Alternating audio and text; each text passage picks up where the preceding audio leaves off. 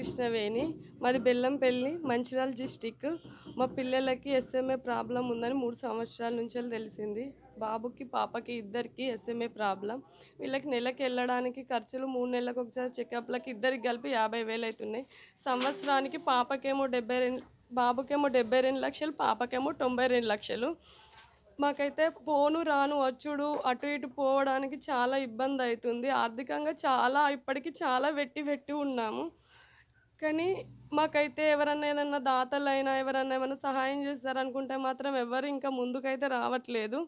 కానీ మాకు పోను రాను పిల్లలకయ్యే ఖర్చులు మేము భరించలేకపోతున్నాం అసలు. మా పిల్లలకి ఇప్పుడు ఈ ట్రీట్మెంట్ ఇన్ని రోజులు లేదన్నారు. ఇప్పుడు 2022లో ట్రీట్మెంట్ అంటున్నారు. ఒక్క ఇంజెక్షన్ 16 కోట్లు అన్నారు. ఒక సిరప్ ఏమో 6.5 లక్షలు అన్నారు.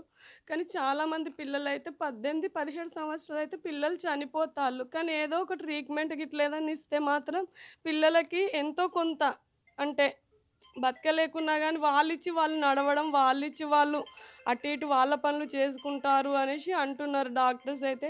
మాకేదో ఒక సహాయం అయితే చేయండి. మా పిల్లల్ని చూసుకుంటూ మేమైతే చాలా కష్టపడుతున్నాం.